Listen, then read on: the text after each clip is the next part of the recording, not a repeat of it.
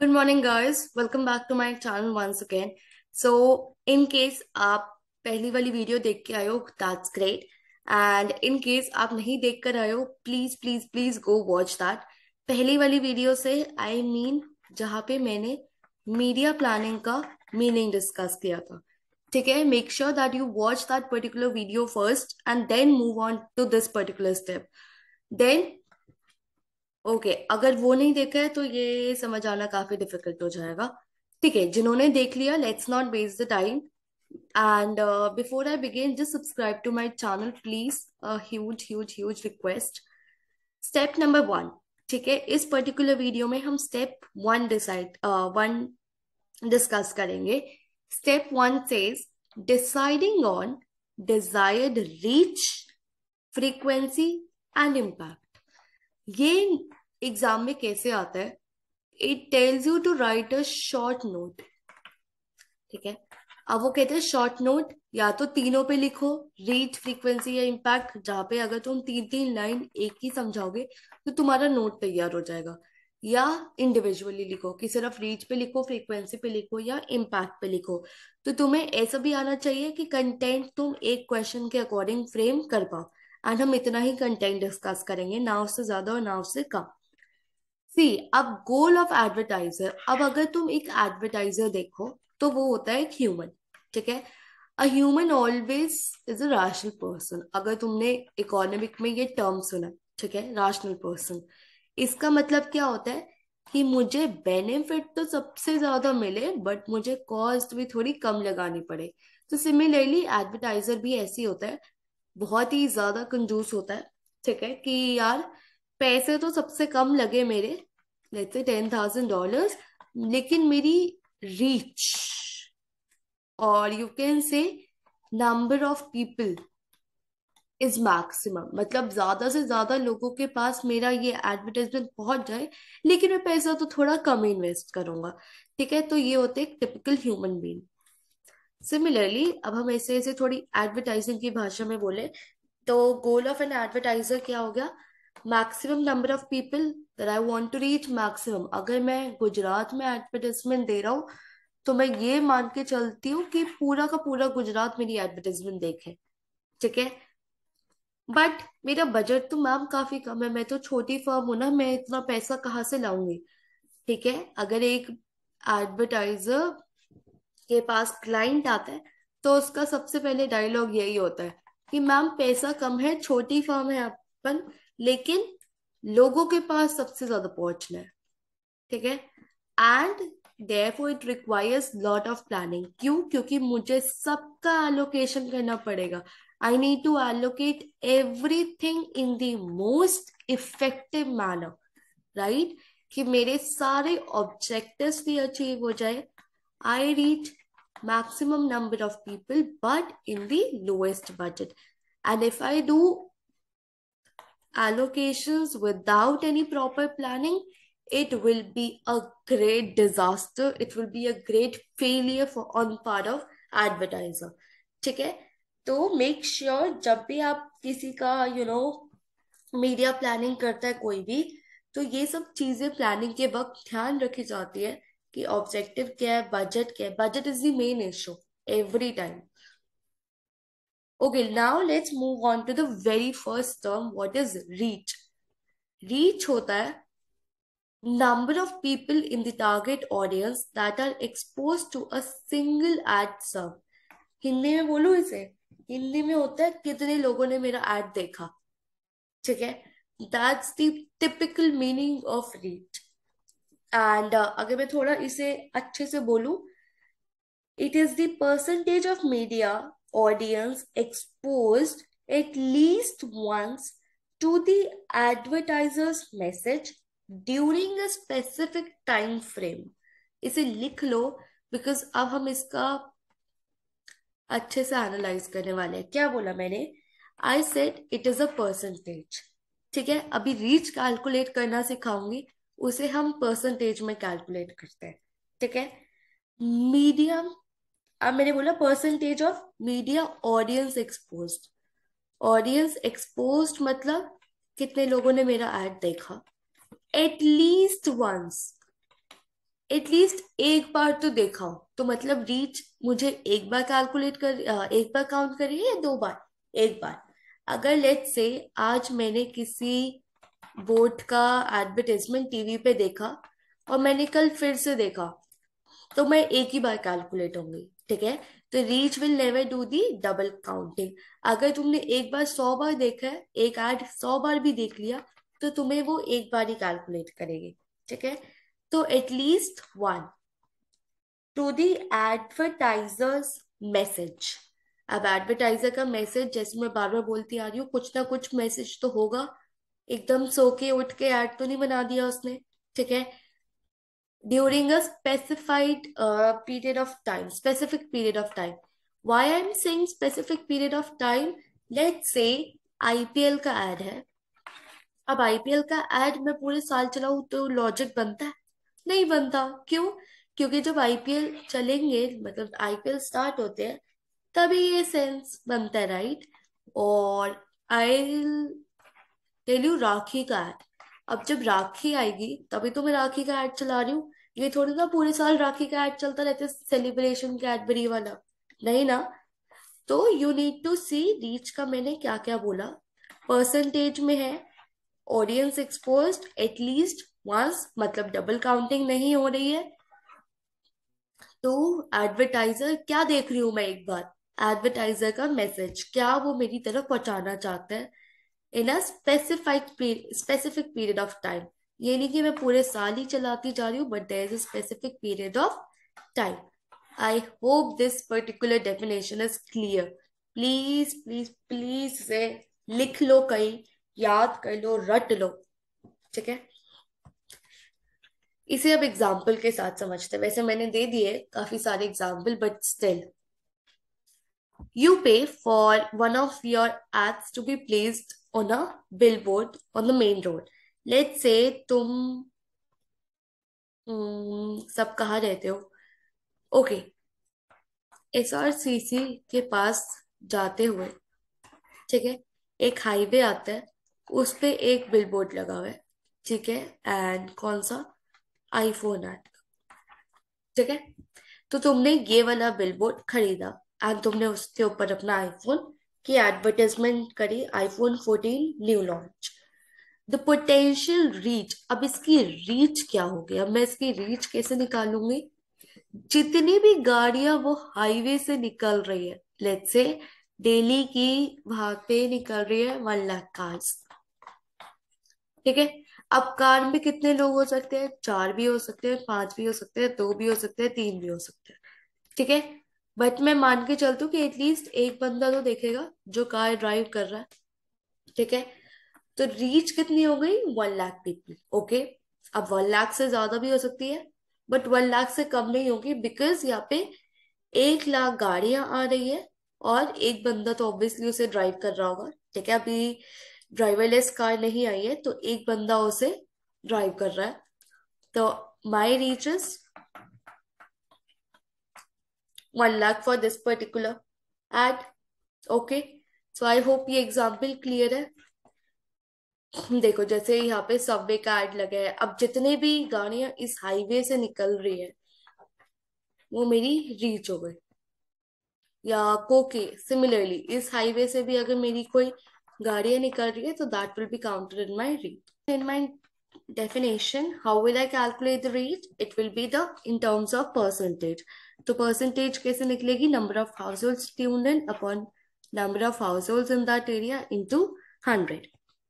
ठीक है? If I consider the example of this particular thing, let's say if the media plan reaches 50,000 households, okay, and out of 2 lakh 50 households in that given area, so वो कैसे निकलेगा? 50,000 upon 2 lakh 50 into 100, that will come out to be 20%. Now, why reach is important? First of all, it will give me an idea about the size of the target audience. Okay, why I always prefer to talk in terms of, reach is because I will always, as a media planner, I will be aware of the size of the target audience. Let's say मैंने एक target किया as a media planner that 80 lakh of women are 20 to 25 years, okay? And I am able to reach just for 50%. What does it mean? That my advertisement is actually exposed to 40 lakh women out there, right? And it could be through any media vehicles that I'm choosing, through Insta, through television, through radio, through magazines, okay? So this is how you need to link your answer. Secondly, it will measure the accumulation of audience over the period of time. जब भी हम reach की बात करते हैं, हम एक definite time की बात करते हैं. We will always talk about a certain period of time. ठीक है. एंड ऐसा डेफिनेटली होता है कि जो ऑडियंस मेंबर होते हैं, जो एक्सपोज होते हैं मीडिया व्हीकल से, वो इंक्रीज करते हैं over a period of time. Let's say मैंने कोई एडवर्टाइजमेंट दिया, ठीक है, टीवी पे नहीं, और यू कैन से या टीवी पे ओनली, तो मे बी पॉसिबल है कि फर्स्ट वीक में 20% ग्रो करे, बिकॉज तुमने अभी वो नया नया ऐड देखा है, मे बी तुम्हारा टेंशन आ गया हो. ठीक है. But by the end of fourth week, या तुमने किसी से सुन ली तारीफ, ये राखियां पास आने वाली है या बिग बिलियन सेल आने वाली है, तो जैसे जैसे डेट पास आ रही है, तो तुम्हारा अटेंशन चला गया, राइट? तो तुम्हारा ये रीच क्या हो गई अब? 60%. तो it has grown over a period of time. देखो, जो ये पैटर्न मैं बता रही हूँ, obviously it will depend on media vehicle, the the kind of media vehicle that you choose yourself for advertising. As I mentioned earlier, it does not count the double count people. अगर तुमने 100 बार एक add देखी है, तो तुम्हें वो एक ही बार गिनेगा, ये नहीं कि 100 बार गिन रहा तुम्हें वो. ठीक है. लेट्स से आज मैंने कोई शैम्पू का ऐड देखा, ठीक है, let's say head and shoulder का ऐड देखा, तो अगर मैं आज देख रही हूँ, या आज मैंने फिर से देख लिया, या मैंने वीक में 5 बार देख लिया, तो I will be counted only once. There is no double counting. Now let's move on to the frequency. अभी तक हम क्या पढ़ रहे थे? रीच में कितने लोगों ने मेरा ऐड देखा, फ्रीक्वेंसी में कितनी बार लोगों ने मेरा ऐड देखा. ठीक है. रीच हो गई ये, फ्रीक्वेंसी हो गई ये. ठीक है.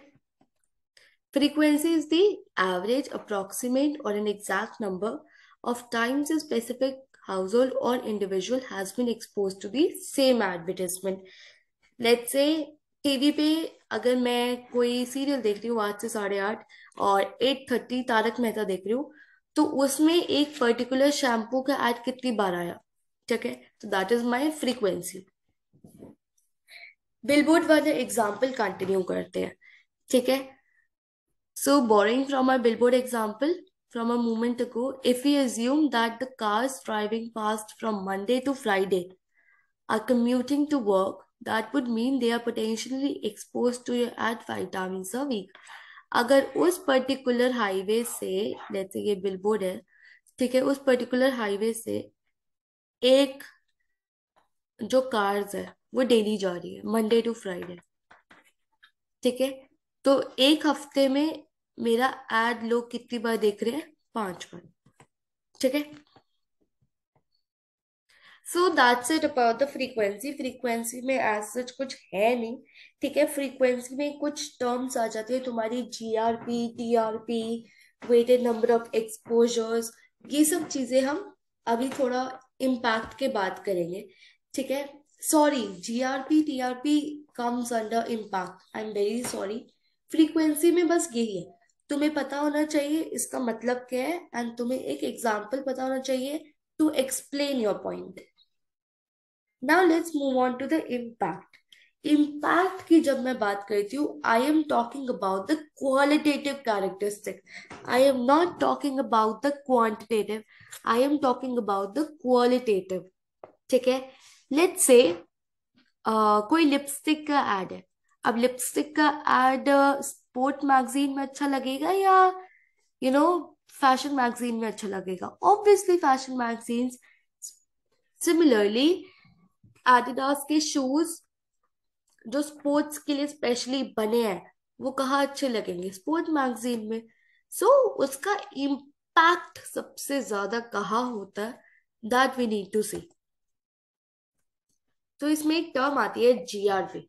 जीआरपी को हम बोलते हैं टोटल नंबर ऑफ एक्सपोजर। ठीक है।